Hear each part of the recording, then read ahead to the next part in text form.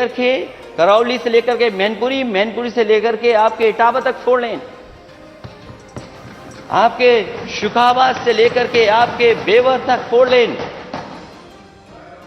आपके कन्नौज से लेकर के तिरवा से लेकर के बिधूना तक 4 लेन, शिवरामऊ से लेकर के सौरिक 4 लेन, आपकी बहराइच से सराबस्ती 4 लेन, आपके गोंडा से बलरामपुर आरसीसी की सड़क बनाई जिससे कभी टूटे नहीं अगले 30-40 साल, आपके रामनगर से वो गोंडा वाली 4 लेन सड़क,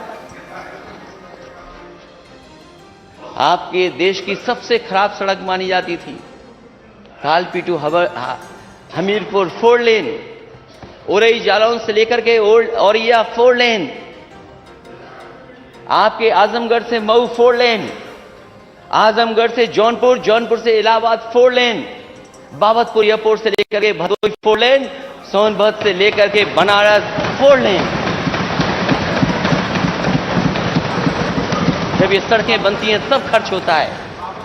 अरे आपके पास तो डबल इंजन है, क्या दोनों इंजन टकरा रहे एक दूसरे से क्या? आप क्यों नहीं डिजाइन कर पाए सड़क? आपको किसने रोका था? और मैं तो कहूंगा अध्यक्ष महोदय, 6 साल के अंदर अगर एक भी बजट, यूपी बजट के हेड से आपने 4 लेन सड़क बताई हो तो बता दो हमें आप।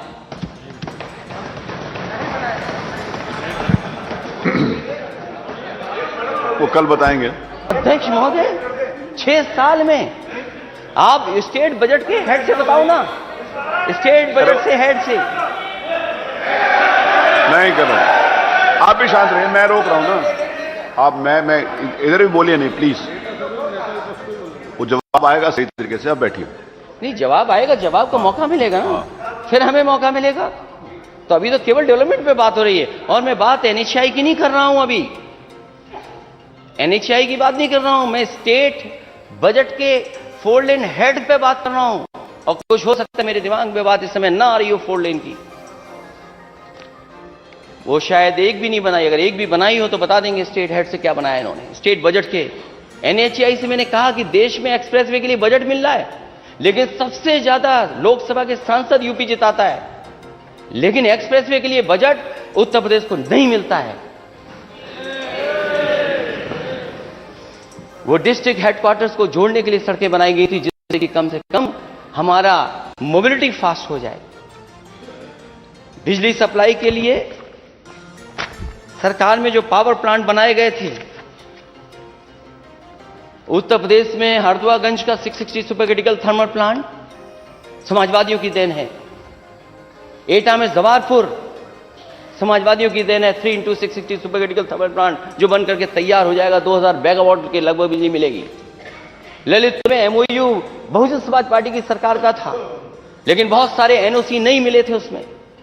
अगर उस प्रोजेक्ट को 2000 मेगावाट को किसी ने आगे बढ़ाया तो समाजवादी लोगों ने आगे बढ़ाया। आपका चाहे इलाहाबाद के हो, चाहे प्राइवेट प्लांट हो, चाहे एनटीपीसी का हो, समाजवादी सरकार में आगे बढ़े, अनपारा का बढ़ा। तो आज जो बिजली बन रही है वो समाजवादियों की देन है। भारतीय जनता पार्टी बताए कौन सा नया प्लांट इन्होंने अपने कार्यकाल में शिलान्यास से कर उद्घाटन कर दिया हो। कोई उद्घाटन किया हो तो बताए। ये है इंफ्रास्ट्रक्चर, ये हमारे स्टेट को ग्रोथ पे ले जाएगा।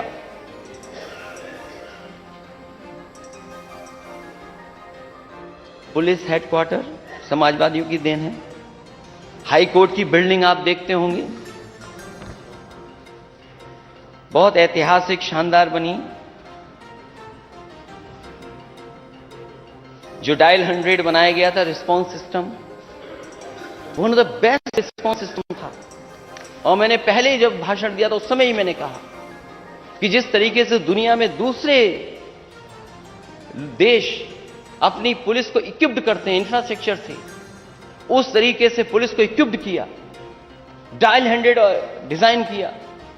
और उस समय के जो वरिष्ठ अधिकारी थे उनको विदेश भेजा जिससे कि सीख करके आए कि आखिरकार वैसे काम कैसे करते हैं। वो सीख करके आए और डिजाइन किया। उसके बाद यूपी को one of the best dial 100 system मिला। इस सरकार ने केवल ये किया, डायल 100 को डायल 112 कर दिया।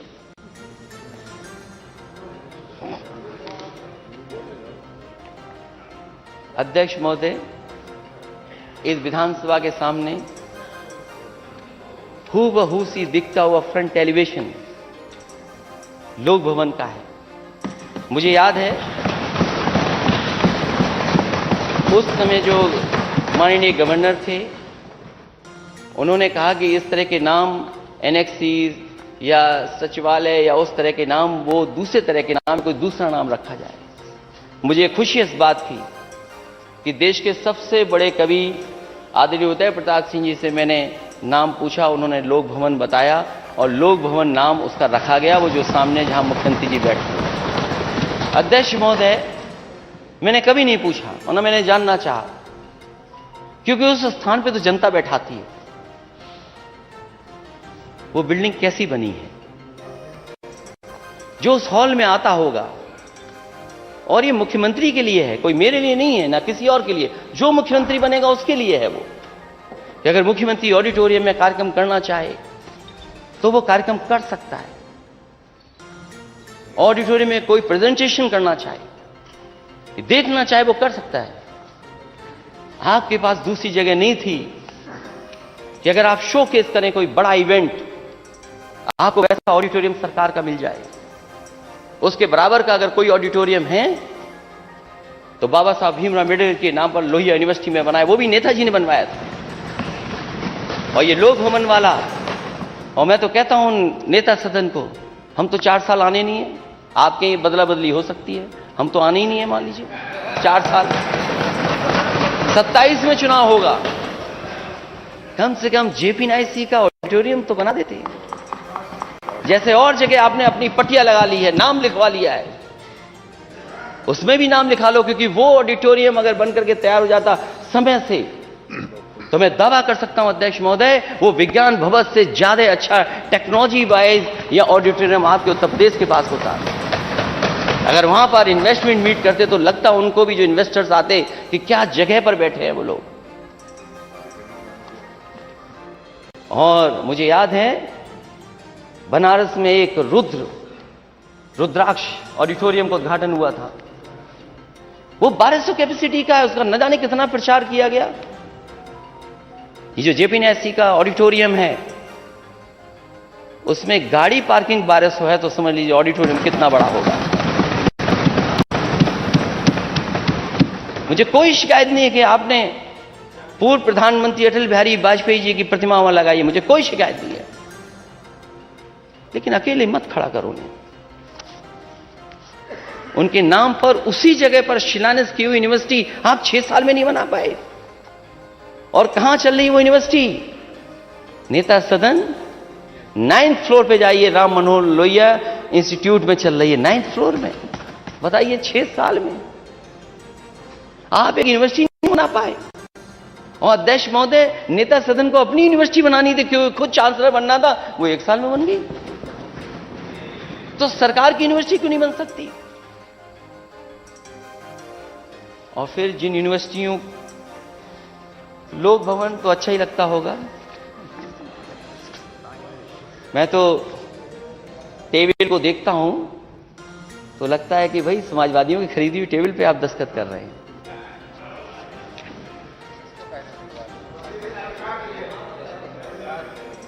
वो बात बाद में आएगी, अभी नहीं।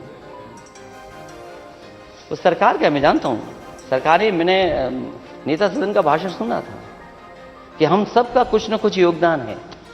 तो स्वीकार करें कि पूरे देश में, अब तो और भी मुख्यमंत्री बना रहे हैं ऑफिसेस, लेकिन पूरे देश में सबसे अच्छा इंफ्रास्ट्रक्चर मुख्यमंत्री का अगर कहीं होता ऑफिस का काम करने के लिए, कोई मुख्यमंत्री होता, तो आपका उत्तर प्रदेश का होता। हालांकि पेड़ पौधों से आपको कोई बहुत रुचि नहीं है, आपको गमलों से रुचि है। गमले लगाए, सूख गए, चोरी हो गए, पता लगा करोड़ों के गमले चोरी हो गए, एफआईआर दर्ज हो गई गमलों जिन्होंने चोरी की। कम से कम समाजवादियों जैसा काम करते। जब आप मुख्यमंत्री आवास में पेड़ देखते होंगे फ्लावरिंग करते हुए, आप नाम नहीं जानते उन पेड़ों। मैं दावा कर सकता हूं अध्यक्ष महोदय, नेता सदन उन पेड़ों का नाम नहीं जानते होंगे, क्योंकि उनको रुचि कम है पेड़ से। एक एक पेड़ पसंद कर करके लगाया गया। और अगर आप गवर्नर हाउस के थोड़ा सा घूम जाएंगे आप, जो आजकल फ्लावरिंग कर रहे हैं पेड़, जो पर फ्लावरिंग आ रही है वो टबूबिया का पेड़ है। और जो आपके यहां पिंक और येलो कभी कभी फ्लावर करता होगा पेड़, जो पत्तियां हट जाती हैं, वो क्रोसिया का पेड़ है। तो समाजवादी लोग कम से कम पेड़ पौधों से लेकर के जो लगाया वो आज भी फ्लावर कर रहा है, लेकिन इनके गमले सब सूख गए।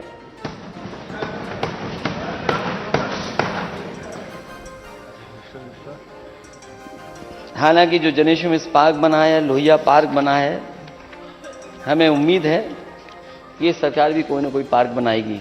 नई पार्क बनाए तो किसी का नाम ही बदल दे। एक दिन मैंने अखबार में पढ़ा कुकरेल नाले पर रिवर फ्रंट बनेगा। नाले पर रिवर फ्रंट कहां बनता है? नाले का तो पानी साफ किया जाता है। और नहीं अध्यक्ष महोदय, नेता सदन वो पुरानी अपनी प्रेस नोट निकलवा सकते हैं, देख सकते हैं। और जो दुर्दशा है जनेश्वर पार्क या और की, वो तो कोई कल्पना नहीं कर सकता है। आपने पेड़ कटवाए लगवाए नहीं। और ये बात मैं इसलिए उठा रहा हूं कि डबल इंजन की सरकार है, आपको पेड़ नहीं काटने पड़ते। कैंटोनमेंट की दोनों सड़कें जो आप छिपा रहे थे, आप कुछ छिपा रहे थे होर्डिंग से, ओडीओपी की होर्डिंग से, कभी कुछ और लगा करके जो आप पीछे कुछ छिपाने की कोशिश कर रहे थे, अर्जुनगंज होकर के जो सड़क जाती है इन्वेस्टर मीट के लिए। अध्यक्ष मुझे याद है इस सड़क को 6 लेन विद साइकिल ट्रैक बनाने के लिए मैंने प्रस्ताव दिया था। डिफेंस मिनिस्ट्री से पूरे मिनट्स तक तैयार हो गए थे। जो कुछ अधिकारियों के बीच में लैंड इधर से उधर जो एक दूसरे को ट्रांसफर करनी थी, उसका ही फैसला हो गया था। लेकिन जैसी सरकार चली गई, आज तक चौड़ी नहीं हो पाई। और शायद अगर पुराना काम देखा होता और आगे बढ़ाया होता तो आपको कुछ छिपाना नहीं पड़ता होर्डिंग से। ना आपकी ये कमांड वाली सड़क बन पाई, ना आपकी अर्जुनगंज वाली बन पाई। इसलिए जितने भी वीआईपी आए उनको आपने छिपा दिया, होर्डिंग से पीछे की चीजें छिपा दी, क्योंकि पीछे कुछ था ही नहीं। अगर पीछे कुछ होता तो शायद इन्हें होर्डिंग न लगानी पड़ती।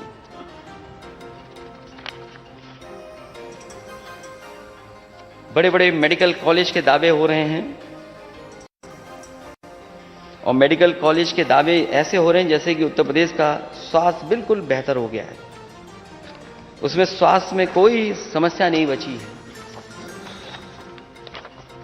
और दुख होता है जब अखबारों में तस्वीरें छपती हैं कि आज इस अस्पताल से मरीज लौटा दिया गया, आज यहां पर ऑक्सीजन नहीं मिली, या आज यहां पर गंदगी थी, बिजली नहीं है, टॉर्च में इलाज चल रहा है, डॉक्टर नहीं था, नर्स नहीं था, वार्ड बॉय ने इंजेक्शन लगा दिया।